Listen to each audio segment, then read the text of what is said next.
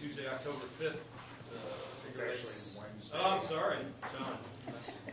Yeah. There was a correction. He sent out an apology email. I'm just reading here. The minutes from May were distributed electronically. I need a motion for approval. Motion. Second. All in favor, say aye. Aye. Standing reports, program agency coordinator. So on November 18th, we will be having a mental health first aid class. It's from 8 a.m. until 4 p.m. Here at this building. It is free of charge, and they can accommodate up to 30 people for that program. So if anybody's interested, I can send you the links, and you can go on and register for the program. Our conference, you got the save the date flyer that was up on the table. We're trying a new venue this year because just trying to splice things up and make it a little more interactive for the folks. The hotel's given us locker rooms for anyone that wants to stay at a really good price. What's the date? It'll be February 24th and 25th. Is this the Ramada?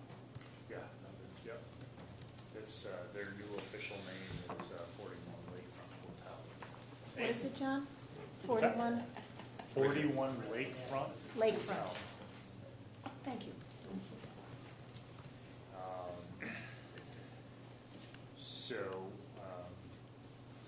That's it for that. We do have a BLSFR application that looks to be complete for SOTUS Fire Department. Looking to go BLS, so they're going to need a letter of endorsement from the REMAC, if you guys are so inclined to support that. Dr. Glick has signed on as their medical director, and they're only looking to provide service within the village. They're requesting ALS? BLS. BLSFR. BLSFR. Are they going into the 911 matrix for EMS calls, or is it just going to be providing BLS for fire response? Well, I think they're going to be going to all the EMS calls within their fire district. And this is SOTUS Center or SOTUS? SOTUS Village? Is it the existing group? I know, it's so convoluted up there. They listed it as SOTUS Fire Department What's the within the address? village, 14 and 16 Mill Street. That's the one downtown. That's Village. Yep. Okay. So many fire departments up there, so. Throw a rock, you'll hit another one. That's why I don't want to be For the 6 houses that haven't heard that already. Four of which have been If you done. could get a motion for support, and I'll write up a letter for that. Motion. A second. Am I allowed to move? Sure. We have a seconded motion. Oh, I seconded it. I guess I was too quiet.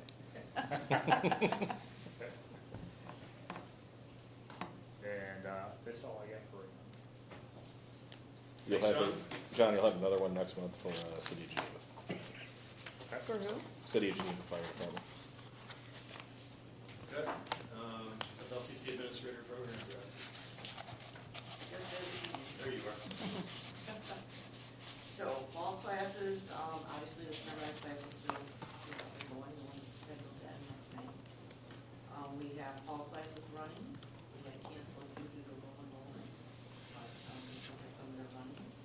We anticipate for the spring, new paramedic class, applications are being accepted through October 1st. And Dr. Tullett is the new medical director for that program. We will be offering the paramedic refresher, the core, the RN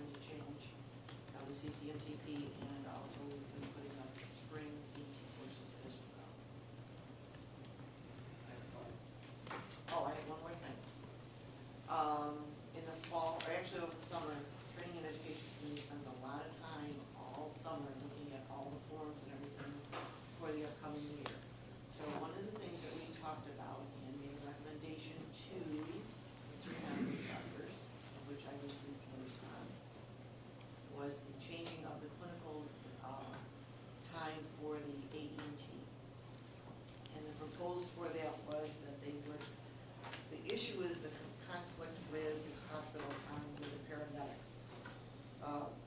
In the past, the EMT, which is the next step above the basic EMT, is that they would do OR time, they would do ID time at RGH, they would do RT time, and they would shadow a doc, shadow a nurse, plus their ride time. And it gets to be pretty cumbersome in getting all of that done and conflicting with the paramedic students for that. So after discussion with training and ed, and we decided to revamp and let the AEMT students go to the urgent cares, so that they would shadow with MD, PA, NP, RN, or LPN, whichever is there, because it's really an assessment situation for them. They're not doing a lot of hands-on, but they may assist with the breathing treatment and stuff like that. They would also do the overflow for the hospital, ID overflow at RGH they've been doing for many years in order just to make sure that they're good ID skills. At the state council meeting in September, they voted to withhold, whatever you want to call it, the actual intubation from the AEMT student. So the current course we're offering now will no longer have that in it, and they will not test on that in March. And Jason, I'm sure, is going to cover the protocols and changing as of January on that. So the AEMT will no longer be able to do actual intubation. It will do supraglottic airways only. So the thing was the urgent care, we figured about 36 hours should be kind of sufficient for them, because we have them for their ride time, they must do at least 25 calls, of which 15 must be ALS patient contacts. So just to clarify, removing the previous time that was always done within the hospital, now transitioning that to urgent care. I gotta say, I have some concerns about that. I mean, the type of patients they're encountering in urgent care is going to be very, very different from what they're typically encountering in UV. It's definitely a very different experience. But the level of the AEMT is, while it's more than a basic, obviously, it is not a critical care and it is not a paramedic level. But the other issue was try to make it so that the paramedics had as much availability as they could have. So we were trying to figure out at that level, the lower level, what would work and what wouldn't work. I had discussed this with Donna as well, James, and had similar concerns, but I think it's more of a capacity issue with trying to get the paramedics clinical time. Is that accurate? So we're not giving the EMTs as good an education so that the paramedics can get their education? Yes. Okay. At least that's But what that's I heard. Well, maybe getting used to healthier My patients understanding was it was first, I available guess. clinical Well, time. So AEMT, the reason that AEMTP came around was so that these basics could place IVs in preparation for IV cardiac arrest meds. Is that right, Jason? For the most So part, the yeah. reason that they're getting that increased certification is so they can deal with sicker patients. And it seems a little bit I'm with mixed you. up that, Yeah. that they're going to be seeing less sick people. I mean, they won't even, theoretically, they should never see an urgent care patient, right? Because the patients, we can't take them to urgent care from EMS. It's not a destination we'll see. So the patients they go to is a completely different patient population. It's also a completely different level of training of physicians. Echo your sentiments. Okay. I mean, do we have other options? So We have enough clinical time in the hospitals. I mean, that said, I couldn't tell you last time we got a request for paramedic student Get equivalent. them all the time. I- So there's an option, Don. There's a hospital. So I know we've got, and not unlimited, I mean, we have other PA and NP students and such, but there's absolutely capacity there with us. So I think that, looking at really exhausting those options would certainly be ideal before we degrade the potential quality of the education and experience they're going to have during that process. I'd support that. At Newark as well. Folks, you're here from training that, Matt, want to add anything? Well, I think training and ed, we spent considerable time looking at it. I think that's why Donna sent the request to the doctors, which this feedback would have been pretty valuable prior to this meeting. So, from training ed standpoint, it basically without any of that feedback. I gave it. Don and I talked.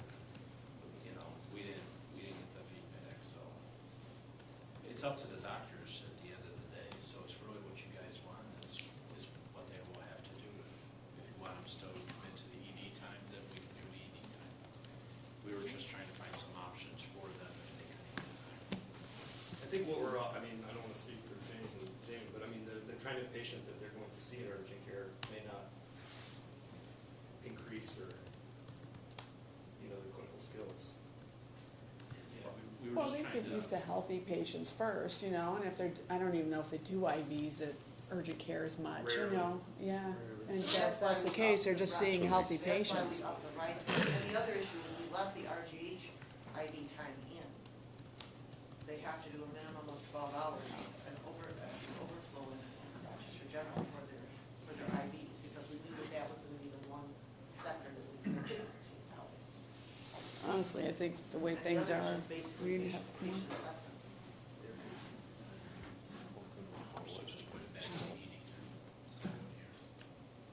We can maybe talk about this more offline. If that's Yeah, I mean, Yeah. I guess knowing that we have some capacity, but certainly not unlimited, I guess we'd need to know what the deficit is of what's currently needed, to know what can be facilitated reasonably within the region, and maybe the answer is half and half. Maybe it's some ED time and some urgent care time if we truly do not have enough capacity to get them all of the ED time that we'd like. I think, you know, for the benefit of the region, we should get them what we can, you know, so if maybe that's 24 of urgent care and 24 of ED time, that's better than all urgent care time in my mind. So I think there's, you know, the opportunity for a little better option there, but at the same time, if we're talking about 3,000 hours of clinical time, that's going to be a tough ask. If we're talking about a few hundred, that's doable. Sounds reasonable. Donna, can you refresh my memory on the AMT clinical? Do they still do RN shadow at that level or no? Yes, and Do you they? are Okay. in shadow, which is kind of what we figured they would be getting at urgent care as Right. well. How many students? We have 8. 8? We could definitely. Well, I think the question is for going forward, not currently just 8 people. I don't know many urgent cares with an RN. Yeah, great. That's a great point. Oh, but we specified it at any level, it wasn't going to be just an RN. With the possibility, since Clifton's not taking any students at this time, maybe we can hold them just solely for the EMT to make sure they have ample time to get their hours in. What was that you said, Matt? If Clifton's not doing any students right now, per No se, EMS students. No We've EMS got students. we've got PA, NP, and so on. So we've definitely got a bit of capacity, you know, to the tune of probably 24 hours a week that we could, you know, work in. We probably have more, But yeah, we'll be double that. I could definitely, and I think honestly, we definitely have a place for them to work and see a lot of patients. We have the need, actually. I think so I guess whoever Would be wants to chat about beneficial. that, I'm happy to chat afterwards about kind of seeing that through and getting that. I think we can figure it out offline. if All right. it's okay with Mhm. the docs. Sure. Good. Okay. The DOH investigation list needs to be read into the minutes for Commissioner Bassett. Salvatore Viola has violations of 10 NYCR. There's about 8 of them here. Do I have to read every one of them? 800.3, 800.15, A1, 800.15A2, and B1, 800.16A1, and A2, and A3. $2,500 fine, 3 years of probation effective May 16th of this year. Peter Sherman, North Massapequa, violations of Part 800.3 AM, Part 800.3 AL, and 800.15A2, civil penalty of $500. Surrendered effective July 5th. That's a lot of these, John. Harris Chrome, violation of 10 NYCR 800.83, suspended 1 year effective May 24th, civil penalty of $2,000, half of which is pending, if no further violations for 3 years. That's in Lake Grove. Christopher Kitchens, 800.15A, 800.16A1, 2, and 13, revoked effective July 13th, no penalty, or no fine, sorry.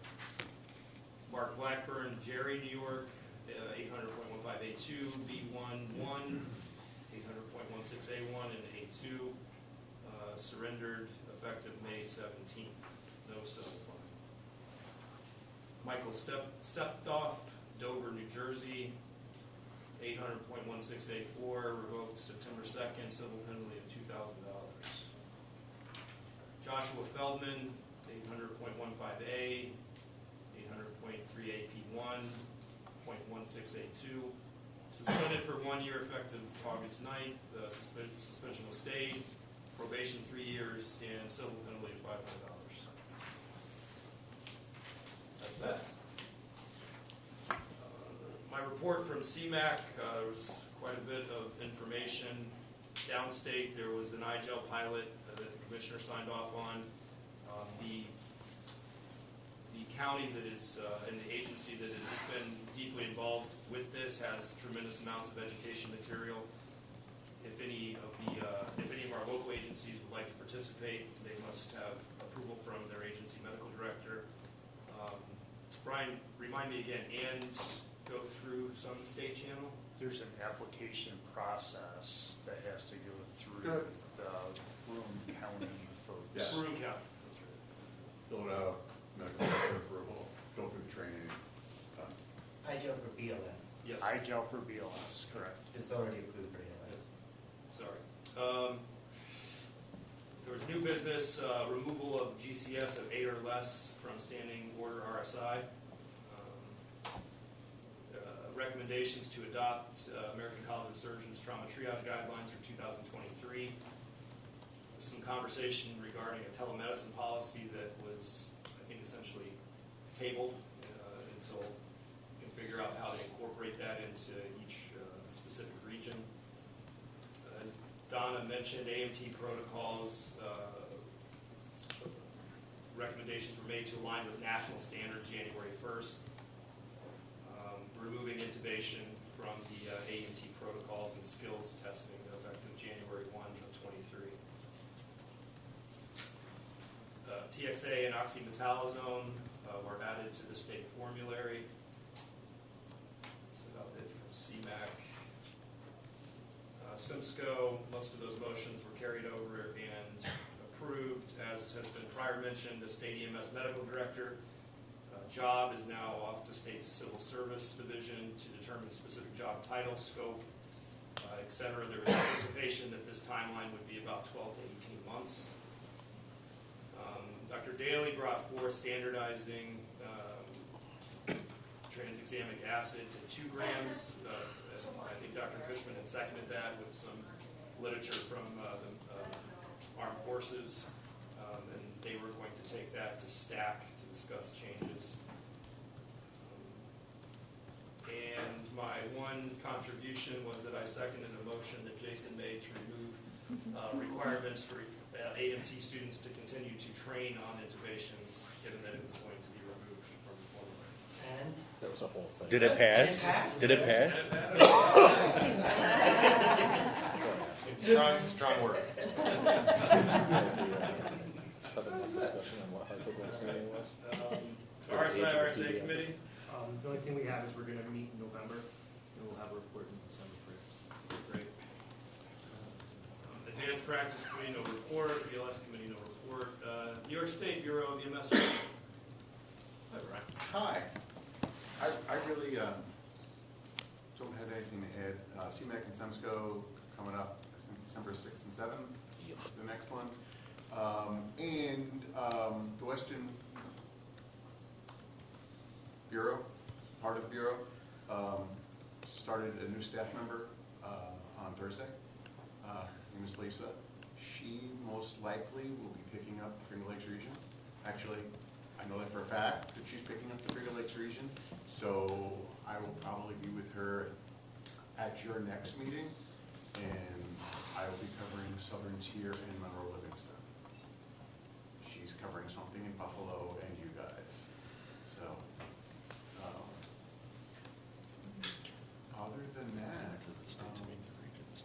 Oh, vital signs coming up. Right. Yeah, don't truck away. Just the Jackson Pollock approach. Yeah. Yeah. Everything in New York State's Jackson Pollock. Correct. Vital signs coming up October 28th, 29th, And 30th. and 30th. Yes. Okay. Great, thank you. Mercy Flag. Just a couple of education updates. We've got an in-person event this coming Friday, but it's out in Vernon down, so a bit out of the way for this group. But it is available if anybody's interested. We've got our next webinar will be the first week in December. Otherwise, not a lot to share. I think we haven't met since we put our whole blood protocol into place in July, so we do have that on all our aircraft. And there's been information shared out on that. Otherwise, Great, thank you. Lifeguard? Not much. Watertown did take delivery of its IFR aircraft, and all the pilots are currently trained IFR, so that's been pretty busy on those days if we can't fly otherwise in the weather. But beyond that, not much really. Great, thank you. I guess we'll go around the table for our ground agencies. In the emergency squad, Dr. Glick is now the medical director of Naples Ambulance, which is part of a division of us. We thank Dr. Montesano for his many years of service for Naples. Dr. Glick is now he has adopted Naples as well, since we're all together. Congratulations, Dr. Glick. Expecting great highs next month. As a Dr. Paris, I'm very, very happy to receive delivery.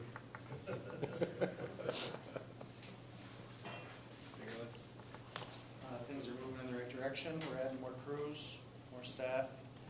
Started our EMT academy. It's moving forward. I think we have 13. 13 in the EMT academy. So that's moving forward.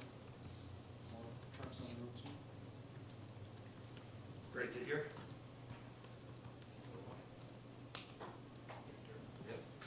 Oh, yeah, sorry. I had two actually. So Victor Farrington, status quo, still looking for staff, but we're call volumes up, we're maintaining everything. And then for Ontario, we will be submitting, hopefully, if I have free time, we're submitting a request to add ketamine to our formulary, hopefully by December. It'd be November, would be the next meeting. Okay, then by November. Got that time for sure. I'll be here today. Huge project for Wayne County, LS, multi-million-dollar investment in the community over the next 2 years to build a county EMS system. Making commitments now to purchase land. We've got architects involved designing buildings. We've got people purchasing ambulances. Aim is to roll out the complete service in 2 years. There'll probably be some soft rollouts. The EMS state in Wayne County is changing by the day. Agencies are failing by the day. And the county is often one of the only options available to provide any form of service. So I'm going to hear a lot more about kind of integrated service. We're working with Fitch Associates, who we've come across before. They've done a lot of regional planning and bring a lot of experience to the table. Every building, every ambulance place is put into their computer system, and they model it on previous and predicted call volumes so that we can decrease response times and other things. Working with the hospital in conjunction with developing the system as well. So exciting times, lots of money being spent on EMS. It's a new physical structure? 4 bases being built, looking like 12 to 16 ambulances being purchased, and lots of other things. Maintaining the 5-car system and then superimposing an ambulance system. The plan is for the county to provide backup EMS services only to towns while they have their own ambulance service. Great.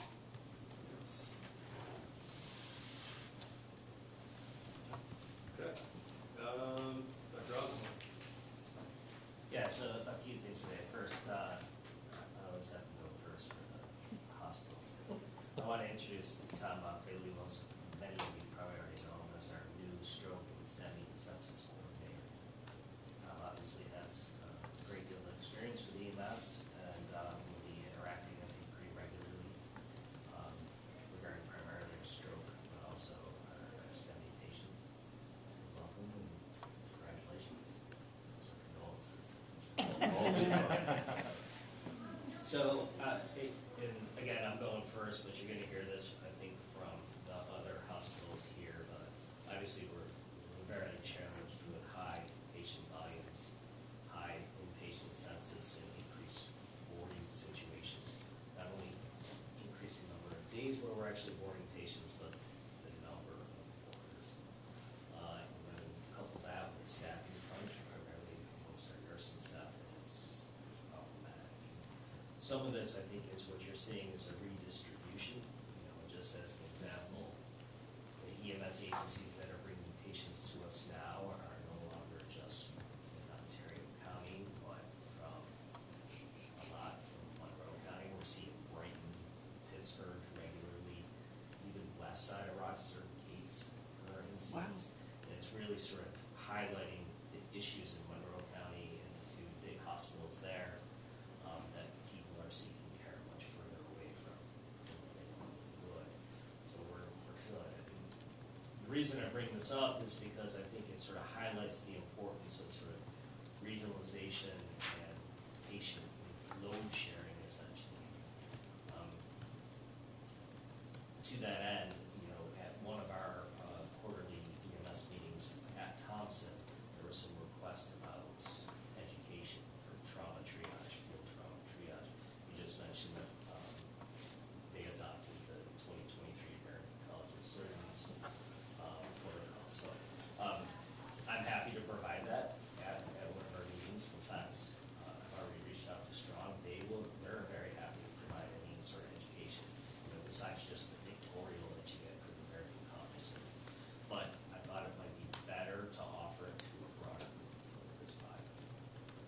So if we can figure out a time or a venue or the best location, I'm happy to honcho acting with Strong to bring that education really to the whole region. The second part, and I hope we can sort of initiate a little bit of dialogue. Dr. Kulinen and I have been in conversation, kind of working, because as we know in our region, behavioral medicine is a problem, a big problem, right? So while we're all struggling with capacity, the capacity issues are different, obviously, in different locations. And really what we're all trying to do, and this goes back to the trauma amongst everything else, is that we're trying to get the right patient to the right hospital that has the right resources to care for them. And if you start out that way, in terms of your destination hospital, it goes quite a bit better for the patient, really all the services involved. So to that end, and this is primarily geared towards, well, it's geared toward law enforcement. Respond often the first people on the scene with an intoxicated person or a person with a psychiatric emergency or possibly a compelling medical issue contributing to it, et cetera. But we try to provide some very basic guidelines for law enforcement about, hey, what's the best place to take this patient? An intoxicated person, go to the closest hospital. Somebody with a clear, an MHA, psychiatric diagnosis. Again, these are calls that are made in the fields by people who are not necessarily medical professionals. They don't even get a set of vital signs. But kind of the question is whether we can broaden this sort of initiative to figure out in our region a good way to triage patients, those that have medical conditions that need urgent stabilization, or those that have medium minor or non-existent medical conditions that need psychiatric evaluation. And this is really kind of the body to sort of figure that out. But the form and substance of how to do that is not clear to me. So happy to hear some thoughts or ideas. Jan, do you Yeah, and part of this was us reaching out and talking to law enforcement when we were starting to see a lot of cases where we were getting kind of the 2209s, just purely intox patients without any psychiatric complaints coming from, essentially the very large CPEP catchment area. We're getting intoxicated patients brought to us from Penn Yan under a 2209 with no actual psychiatric history, et cetera, brought to Clifton and just significantly impactful to a, quite a small ED. Now that said, we are, and I'll talk a little bit more about in my report, but we're, in the next several months we'll be opening our new ED, which will significantly increase our capacity within our ED space, in our CPEP space, to care for behavioral health patients. But as far as the medical care of patients, those with, brought in with significant alcohol withdrawal, things of that nature, or unstable patients that are bypassing multiple other institutions to come to us because the patient has a psychiatric history, the egregious cases that started this conversation were generally law enforcement transportations. But as we've started that conversation, we found some, EMS cases that a little questionable as far as the decision making and where those folks ended up and whether or not that was truly the best option for them. So that being said, again, we're all in this together. To Dr. Osborne's point, just trying to get these folks to the right location where they're going to get appropriate, quick care. And so we're avoiding another EMS resource 45 minutes down the road after they get intubated, lined, and then need to go somewhere else. So just trying to be, aware of the somewhat limited resources we have both in the hospital space, the EMS space, and doing our best to use those resources efficiently. I mean, so all emergency physicians can assess and evaluate psychiatric patients and determine whether they have a need for a CPEP eval or for a psych eval. But first off, they have to be medically cleared. So medical clearance has to be shared within the counties of where they live. And some patients require admission, and some patients, once we sit on them, will require a psychiatric eval. And at that time, I understand it's painful. We are all dealing together with transporting patients to another hospital for a higher level of care. But, I don't want to lose in the ambulance taking patients to Clifton Springs that are probably, I'd say probably 85% of them are cleared by CPEP team and never require transport. They're discharged. So I think there has to be sharing of these patients amongst all of us because we're all under stress. Well, and we're very, to be clear, those patients that are primary psych, no apparent, egregious issues. Mm-hmm. They're coming to us. We want them. We know we're going to get them. That's great. We're trying to dispel some of the so for instance, law enforcement told us that they were always bringing patients with alcohol withdrawal to Clifton because we have a detox unit.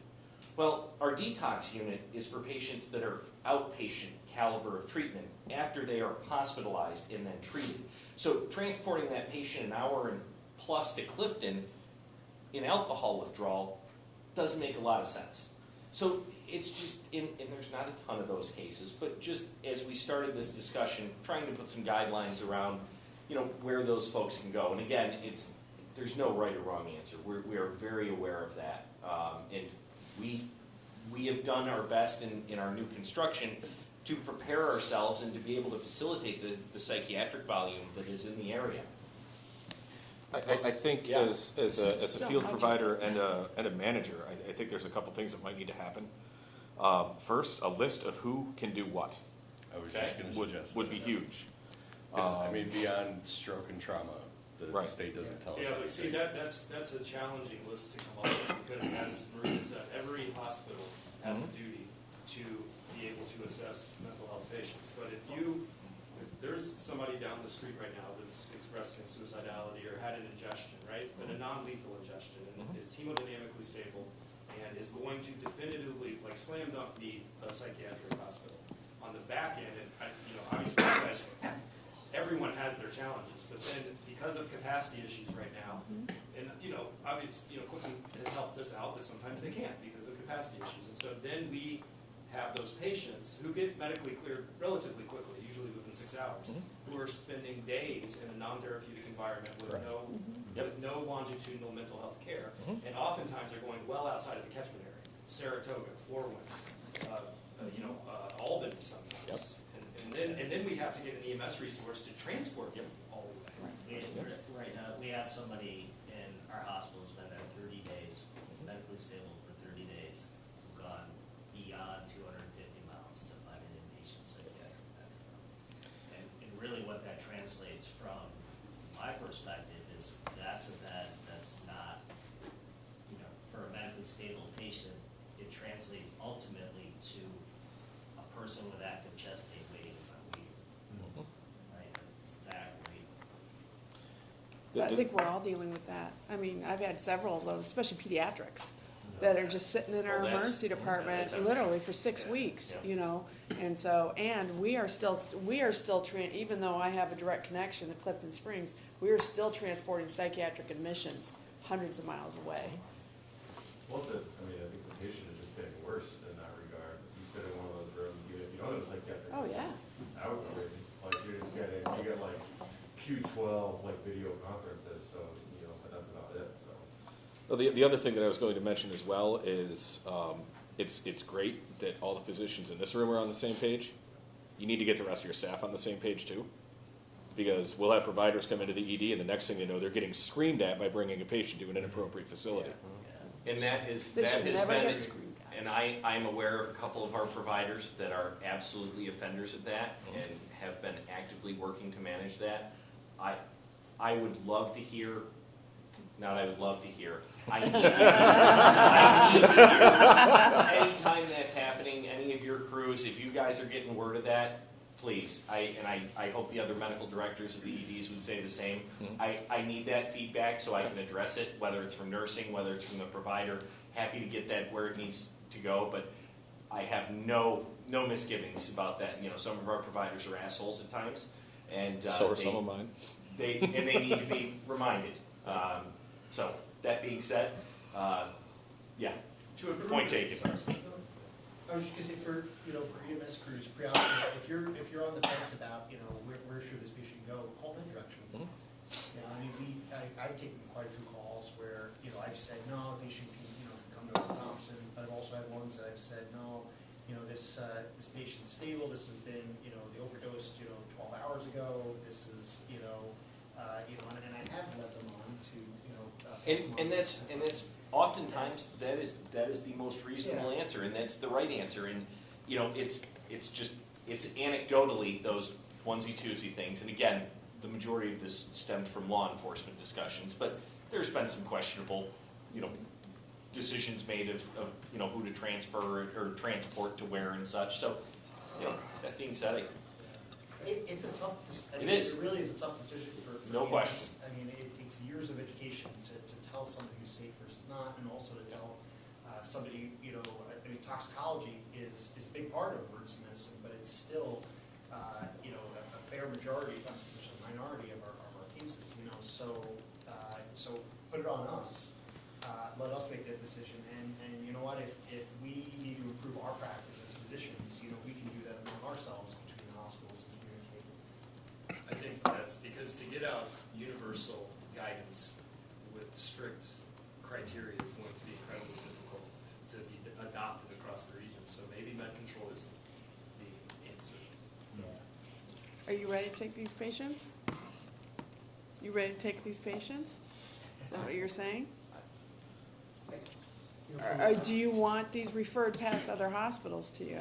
So- If it appears straight psych, are you able to handle that? Because that's the discussion here. Yeah, and that's the goal. That's what we're there for, and that's what we've been Mhm. trying to do for the past several years, especially since the changes were made at the Geneva Soldiers and Newark, and the kind of change in a way that's happened with behavioral health in the region. We're doing our best, and that's a big part of the new construction in Clifton is to be able to facilitate and handle that volume. We hope to be opened up in the next few months, which will give us a significant increase in capacity, but Well, I mean, our goal is to be able to provide that behavioral health care for those patients. We just want to make sure that, to the best of our ability, we are also not getting medical train wrecks that really Right. ought to have been stabilized and received medical treatment first and foremost. What's your new capacity gonna be? What's that? What's your new capacity gonna be? So, current ED, 6 medical beds, 2 behavioral health beds. New ED has a separate locked behavioral health space like RGH's CIU with 4 beds and 2 chairs, so from 2 to 6 behavioral health spaces. The medical beds on the main side will essentially go from 6 to 11. So, I mean, we're really increasing our capacity. We've got some efforts at this point to increase provider coverage. We're working on nursing coverage. So, you know, we're doing our best to try and adjust and handle the increasing behavioral health volume and absolutely acuity that we're seeing, because we all know 6 calm psychiatric patients versus 1 behaviorally challenging psychiatric patient is, you know, that one will is far more of a labor, use than the rest of the department as a whole. So, you know, yeah, we're working on that capacity, and we'll absolutely have more capacity in that new space. But at this point, you know, we still want to be the ones caring for those behavioral health patients because we have those resources in-house. We have CPEP there. We're able to evaluate these patients, so they're not sitting in Dr. Osborne, Dr. Talbot, Dr. Glick's emergency departments for, you know, days on end with question marks. That said, in our current ED, we do continue to be very challenged from a space and size perspective that we've been medical boarding, psychiatric boarding to the point where, you know, it's 6 o'clock in the morning, the day hasn't even started yet, and we're down to 9 patients and 1 hallway patient and 5 behavioral health patients in the ED. We don't have a reasonable space to accept a transfer over to try and evaluate somebody at that point. So, you know, it's definitely a balancing act at this point that I think will get easier for us, but we're happy to, you know, do our best to continue to care for those folks. So 941s have to go to a designated, within your county you have to go to Right. a designated, is 2209? That's a discretionary as to what facility they go to? Because the other option is for EMS to convince the police not to 2209 the patient, and then that frees up EMS to transport to but I didn't know if it's a mandate. Well, because the 2209, there's no behavioral component. Right, That's it's just just drunk intoxication, disorder, right? you know, not able to.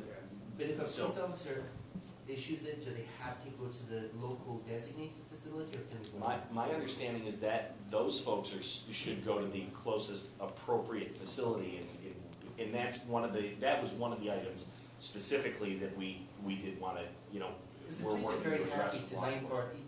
940, they walk into a house, in 941 someone, because he said they're suicidal and they want to kill themselves, and they just like, oh, 941, take them to the local facility. Mhm. But they don't have to issue the 941, they can just have EMS take the person as well, that's the other option. Well, if a 941 is appropriate, Yeah. 941 them. If they are suicidal, 941, 100%. You got a drunk guy who's yelling at people on the bench, you know, sitting downtown. That doesn't need to bypass facilities to come to us. Yeah. Right. So Thompson doesn't have any Thompson has no locked beds either, correct? You have no secure, yeah, because that, 2209 right is now, only general hospital. at Newark, we're very challenged not having a safe place to put these and still dealing, especially with our staffing and our inpatient boarding, patients still trying to get out of our ED, so it's very difficult. One So, thing that I would say from an educational standpoint is 2209, like 3 years ago, I never heard anything about 2209. I don't know what changed. I think the police officers got an education on it, and they're like, oh, if this guy's drunk and disorderly and you don't want to deal with him in your jail, just 2209 him and take him to The hospital. RPD They is well trained. changed the statute Yeah. number as well. It used to be a 922. Yeah. Yeah. Now it's a 2209. Well, they can't take anybody to jail anymore either. Right. So Right, exactly. that's They're the, using it- Yeah, so they're we using it babysit for drunk them. and disorderly. Right. There's no drunk tank anymore, right? So they're using it, but there's some education, because I suspect a lot of the EMS providers, the police officer walks up and goes, hey, I 2209 done now, I don't know what that means. And I think that means go to court. In practice, that has happened, and one of the reasons that this discussion was started, and part of why we're, you know, getting that direction law enforcement of, hey, if there's no psychiatric component, if there's no active 941, they don't need to be bypassing facilities to come to us. They should go to the closest facility and take things from there. So that was one of the big points that we talked about, but then, things grew legs and we started all these other happy discussions. So there always has to be a small naysayer. My only concern is, to bring it up, is, if law enforcement says this guy's drunk, he's going to the hospital, patient starts getting combative, they start to, argue with them. EMS still has to have a lawful order to transport somebody, because the drunk person can say, the second police leave, even if they issue 2209, let's say law enforcement leave the scene, or they don't follow, or there's no legal authority for EMS to hold somebody. They're not on legal status. Correct. So same thing Although with when they arrive at the hospital, the 2209 is essentially. I know, but I mean, EMS, as a physician, we can legally sign paperwork, we can, Yeah. keep somebody, but I'm not saying to not do it, I'm just saying, EMS, they need to have a clear understanding with law enforcement. Well, and I think that, the other it's- thing that I've come up against is the opposite standpoint, where police officers have brought inappropriately sick patients in their own vehicle under 2209. Oh, this guy's just drunk, and then you put them on the monitor and they're an SVT, Yep, and then no question. Sugar at 1200. And there's a lot of education in my country to the sheriffs about how these people are still potentially medical patients, and you're actually placing yourselves at a liability, just throwing them in the back. And I mean, I've got a whole series of seizures in the back of police vehicles because it was nothing to do. It was a post-ictal patient that was assumed to be drunk. So it's a little bit of a statute mess. And I like your point of, medical control is probably is I hear it, I mean, if there's a question, I think that's a great resource to utilize. And then, we educate our docs, and hey, you may see increased questions on these types of things, and here's what we ought to be, targeting with these. But yeah, I think that's all work in the right direction. I'd probably say, a lot of my agencies call me on my personal phone. I'd probably say more than half the phone calls I get from Ed Direction are really determining capacity, which are the toughest questions. Yep. It's So one of the things I see with this, and I'm probably going to slap myself because I'm going to volunteer for a project when I'm done with this, You is, need your help, though. This is good. yeah, is you get Johnny or Susie EMT that's been out of school for 5 minutes, or the same with the paramedic, and they encounter law enforcement that says this patient's 941 or this patient's 2209. Okay, officer, thank you. And they're under custody, so they need to go here. Okay. Does law enforcement have the authority to do that or not? That new EMT or new paramedic probably doesn't know the answer to that question. I would make an argument that some 30-year seasoned veterans may not know the answer to that question. The REMSCO just approved the purchase of a nice learning management system for us to utilize. I think a class regarding that might not be long, maybe 10, 15, 20 minutes of content of maybe an EMS provider sitting down and interviewing a sheriff or a police chief or somebody, and just having that conversation with a quiz afterwards, get that consistent information out to our EMS colleagues to say, hey, 2209 means this, 941 means this, and what statutory authority does that law enforcement officer have over the destination of this patient?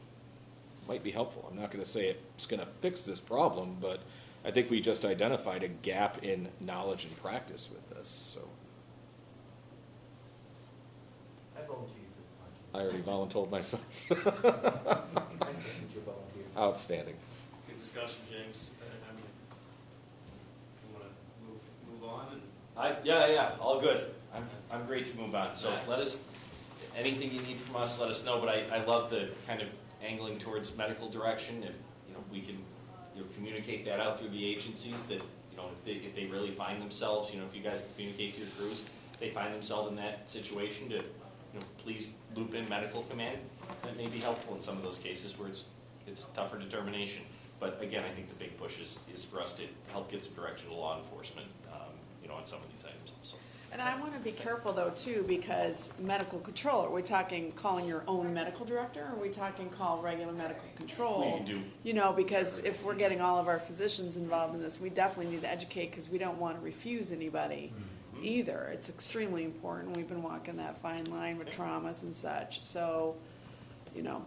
And I guess, What are we talking Are about? we saying, I mean, we're not saying for every call, right? Well, Are we No, saying- but we're trying to If there's a figure concern, out there's a question. where's I the totally understand. capacity. Yeah, I don't A need think for the it's- patient. It's so from an education standpoint, I don't think it's a matter of getting an education out to like the med direction physicians about like system status management, you know, like which hospital's best today at this time. Right. And that. It's just a question of like, hey doc, I have a patient here who, who took a whole bottle of Tylenol, 6 hours ago. They're telling me they're suicidal. Where should we go? I'm not going to say, oh, let me call Clifton and see how their ER is. Let me call Thompson. No. It's just going to be a medical question for which the answer would stand on its own, whether it's 2 o'clock in the morning, whether it's 8 in the afternoon.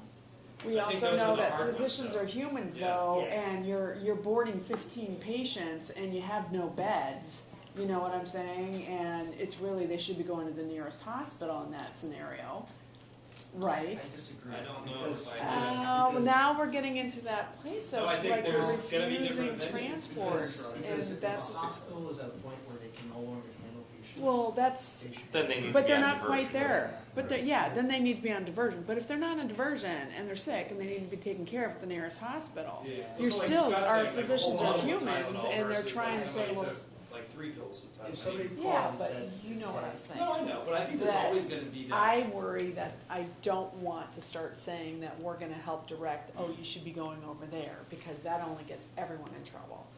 You know, Well, on a, The question, air it depends what control. question they're asking. If they're saying, is this person medically stable to go to Clifton, right? Then the answer stands on its own, whether, again, regardless of the situation. No offense to Jim or to you, Marita, but I'm not terribly concerned about, I want that patient to go to the appropriate facility, hands down. so, yeah, but, And the appropriate facility doesn't change based on how many other mental health patients you have. I mean, Jim, you understand what I'm saying? I do. That said, If we're you guys- going to be able to dance circles around this all afternoon. I Yeah. feel we ought to Yeah. be somewhat respectful to the group and right. get folks on their way. We're going to have to, I think, take this probably upline for a little further discussion. But I think so, think we too. all agree is that it's at least going to be helpful. You know, if you're on the fence as an EMS provider, I think the one message we can get out is that if you're on the fence, you're not certain, you need to call that direction. You know, whether we're going to give the right answer or what. I think I would clarify that more. Would you rather rely on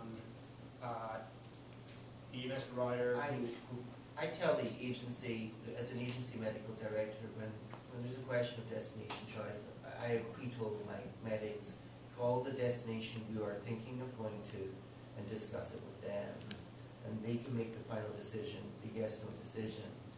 I don't want them to get into, well, I think that can go to Clifton, because I think that if you have to go past Newark to get to Clifton, and it could go to either, then I trust the medical direction at Newark Hospital to understand their situation.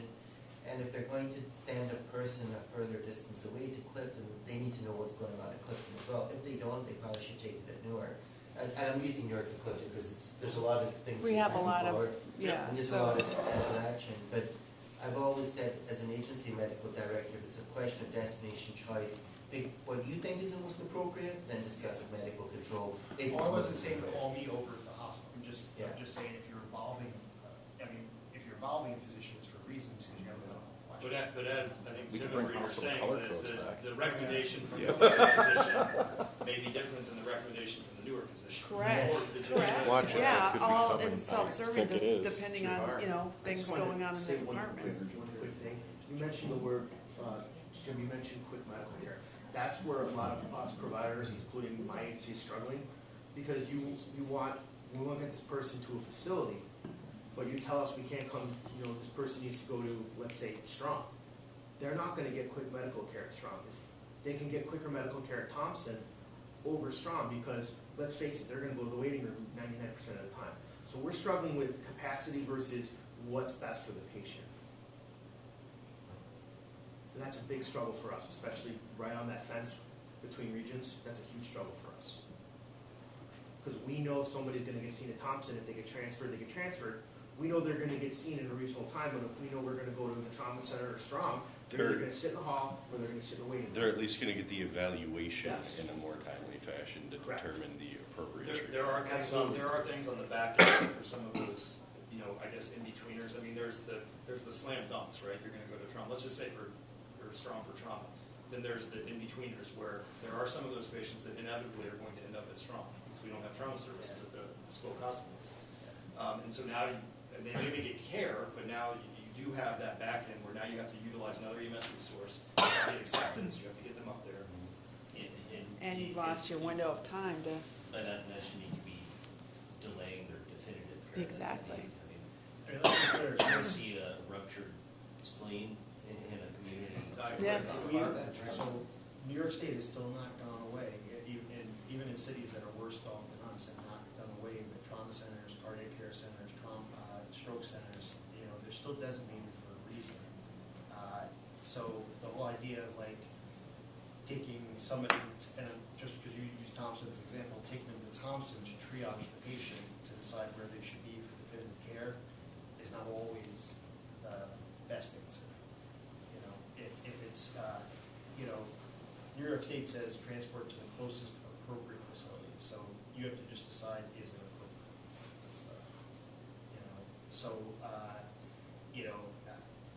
for the stable patient, if it has a routine complaint that's not a specialized complaint, I guess we put it that way, for example, we're not getting upset when like Parrington, Brighton are coming down to Thompson if it's a stable patient, but it is not, it's not good for the patient if, and I use that again because they're further out than your district, but we have had some cases that the patient says, I want to go to Thompson, and or they didn't, and the patient, and the provider has talked to them, because I've talked with patients and the providers, and have said the wait time is much shorter at Thompson, and it wasn't appropriate, So we're experiencing this everywhere. This isn't, and my goal with saying that is not to say, let's overwhelm, one hospital versus another, but, if the hospital, you should transport to the appropriate facility, hands down, all right? If there's a capacity problem with the hospital, we're handling that on our end. It's if we need to get word out to you guys, we will get word out to you guys. Is that the right message? Could be like Syracuse. Yeah, we're not that bad yet, No. right? Can you imagine Thompson, Clifton Springs, and Newark going? You go rotation schedule? Which everybody's on diversion. Move on to Dr. Michelin. No, I think we've covered it all. Okay. I don't really have much else either. I was just gonna, one quick thing, just in terms of the new ED, Office of Mental Health, DOH surveys anticipated at the end of October. We are hopeful that doors will be opening sometime in November, but that is purely pending on regulatory agency approval and all those things. I will have communications coming out as far as parking, access, et cetera, through John distribution through the REMAC. We'll be getting some information out as far as open times that folks are welcome to come over, take a look through. We're planning on just having a couple hours on Wednesdays where people are welcome to come on over and wander Get a through. free popsicle. So that being said, we'll get that info out, and happy to field any questions. If you see anything that looks odd or funky in the things we send out, we're certainly open to any input, so we'll keep that And I coming. do have one thing. I just want to introduce Dr. Michael Taylor, who is in the corner there, who is our new Eastern Region EMS Medical Director. So he's working with both Clifton Springs and Newark, and is going to be a resource and start getting more involved at the regional level. So thank you, Dr. Taylor. Welcome. Dr. Syret, anything additional? I didn't know, so the state approved, they put TXA on the formulary. It's already been in the protocols. tactical medical team had requested that they put it into service. Now it's both on, it was never on formally, so it was always in the protocols, but never on formally, so they couldn't use it. Do we have to get some special approval from the region, or are we just good to go? I don't think so. Brian? GTG. TXA? Yeah. It's put into the formulary, but Dr. Sarep was mentioning it's already in the protocols. It's already been in the protocols for a while. Well, there was still some discussion on dosing. Correct, and I might understood, The dosing is actually in the protocol as well, though. correct. Yeah, that discussion was just changing it from 1 gram to 2 in accordance with ACS recommendation. It's I think currently, they it's were currently taking 1. that. It's currently one. One. I didn't know because for some, there's some credentialing aspects for a tactical medical team that they have to have access to TXA. And so they immediately saw this and contacted me and said, can we use it? I'm trying to remember the conversation at. I have the minutes. Did it, was it going? TXA and oxymetalazone were approved for formulary addition. Cushman motion and Daly second. Correct, but does that mean it has to go to commissioner, or does that mean it goes? Yeah, it's got to go. So to the commissioner TXA is first. already, I'm looking at the protocol right now. The It's Right, but. trauma-associated shock, TXA, 1 gram and 100 milliliters over 10 minutes. That currently exists. Right. So the only thing that happened is it got added to the medication formulary, which is where it was not. So, So that protocol's already approved, right? correct. That was- So, that was my so is there point. anything else that needs to be done, or are his crews good to start carrying a gram of tranexaminase? My understanding is you could put a vial of TXA on your ambulance right now and be in compliance. That I would agree. Yeah, I think they're going to take it to stack to recommend. To change the increasing to dose. 2 Correct, grams. which means you just buy another vial of TXA for your It's ambulance. like $6. But as far as rolling with 1 gram, it sounds like you're good. So the current protocol stands. Wow. The rating issue. They're gonna be happy. Let me call me since I walk out the door. Dr. Glick, So the old, Second I gram over No 8 hours. additional concerns. any old business? think they want to move the initial dose. We talked about the new business that's on the Which agenda, literature the supports. AMT intubation. So the only new business, as Jason alluded to, the region has had the opportunity to take advantage of a program, a learning management system, similar to what's used in Monroe County for URMC. We're going to start, once it's built, our platform is built, we will have the ability to put up trainings and such, and keep track of all that stuff. So it'll be a site for hosting education. Who owns the education on it? I'm sorry? Who owns the education on it? They ultimately do. Once it's up, it's shared amongst all the other platforms. I believe the understanding was though that the region can put up their own education that doesn't necessarily have to go out to everybody across the LMS. We're still under new business, right? Yes. Okay, cool.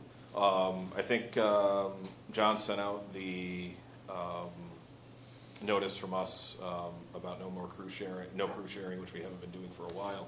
But just to clarify that, and bariatric services are only being done in our primary transport area, primary response area.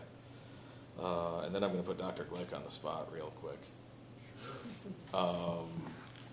The patient restraint policy that I sent you, I didn't know if you've had a chance to look that over or what your thoughts were. I briefly reviewed it, but are you ready to put it out to?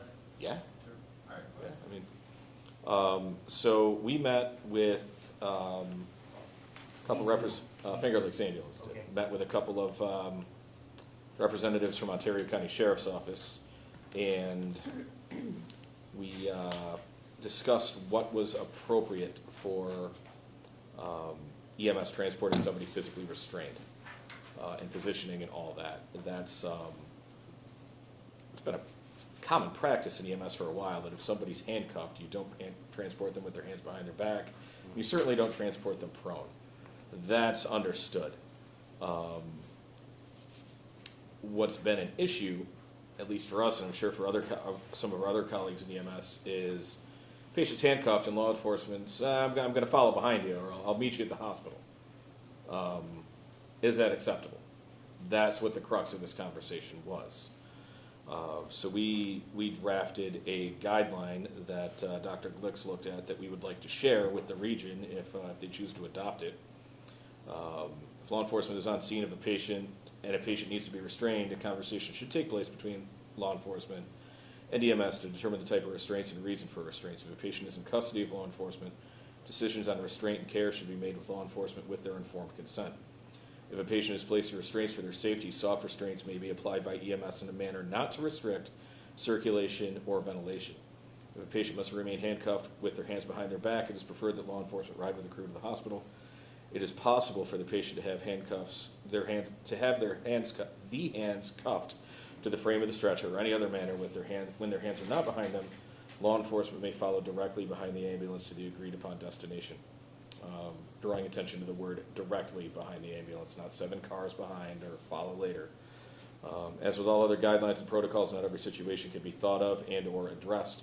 Please use good clinical judgment and safe judgment and work together with law enforcement in the best interest of the patient for best possible outcome. Key point, under no circumstances should a patient be transported in a prone position. When you said transported with hands behind their back, did you Yep. say it is preferred? That Preferred. And that was a conversation simply with Ontario County sheriffs. They don't always ride double cars. They don't always have, well, they don't ride double cars at all. State police ride double after midnight. The question is how to get that law enforcement officer back into service in a timely manner, depending on where you're transporting to. And getting the law enforcement officer back to their car becomes a problem. If there's the staff available on their end, they've got the same issues we do right now with staffing. If there's the staffing on their end, sure, they'll have another deputy come pick them up, take them back to their car. But there becomes the question of custody, and if they're Yep. in custody, they need to be with the patient. Yeah, that's where the question came in. Yep. Is if they're arresting them, putting them in handcuffs, they're in custody of.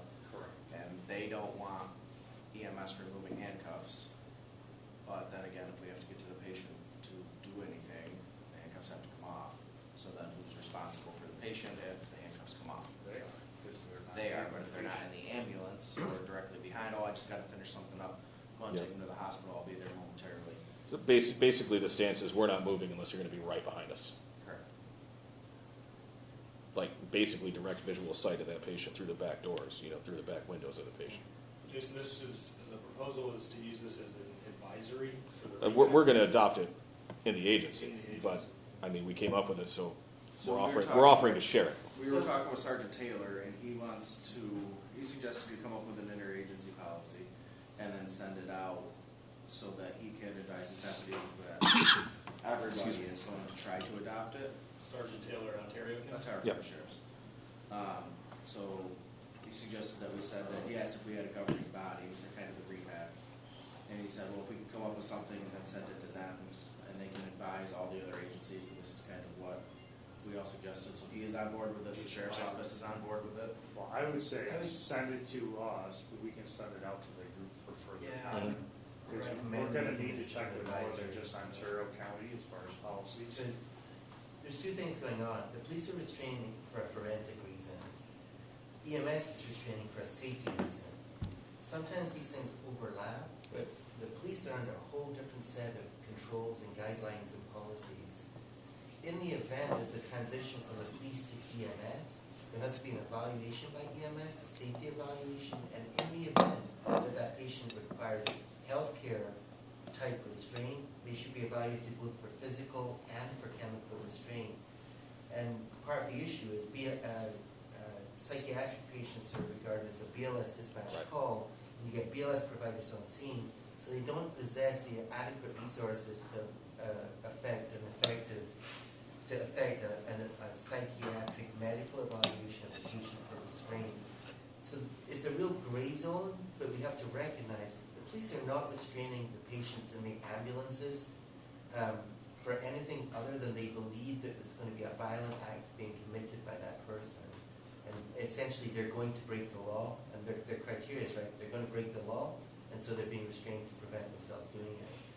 So it's a really gray zone, the other issue is that this could be a BLS protocol, and there's far more state involvement at the BLS protocol or advisory level than there is with ALS. The REMAC is responsible for ALS, I believe what's in statute. So those are the two concerns.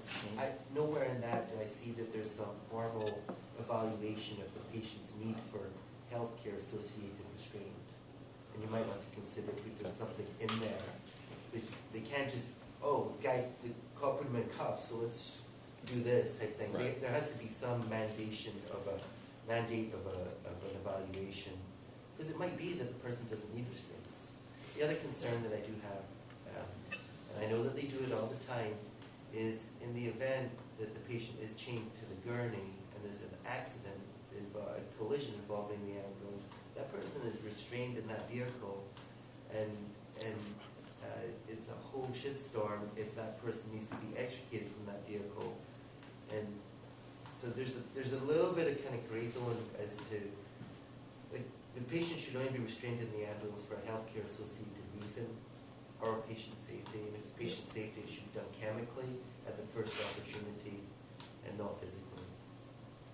I mean, and I don't know, there should really be something in there about the preference of chemical over physical restraint, appropriate evaluation. But those, I think, would be valuable additions. Okay. To that.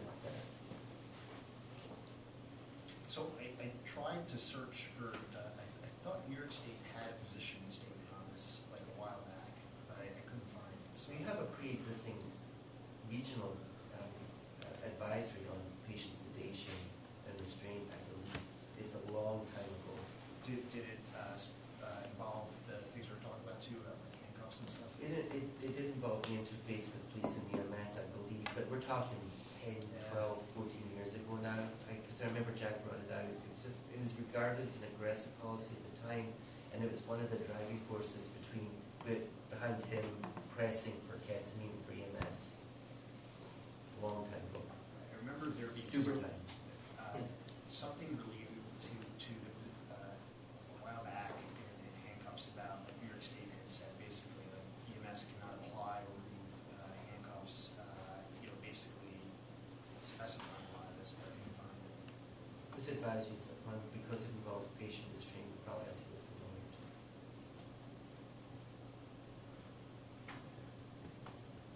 All right. Any other new business? Oh, I want to reiterate to the agency medical directors, with both LifeNet and Mercy Flight having whole blood and blood products available, it probably changes the reason for dispatching a helicopter to the scene. We did have a patient that had suffered a significant hemorrhage that Mercy Flight were the closest helicopter and requested purely for blood transfusion as an appropriate volume resuscitator due to prolonged transport time. So it actually was a specific reason for calling the helicopter. So these guys are getting out good information to the agencies. I'm sure the outreach coordinators are doing it, but it does kind of step up the availability of blood products, because I think most ER physicians are not going to resuscitate a blood hypovolemic patient with normal saline beyond some very initial boluses. They want to get blood into them as soon as possible. So it's probably a slight change in education at the ALS region, at the ALS level. So you guys in agreement? Yeah. I mean, Just out of curiosity, why was O positive chosen? For whole blood?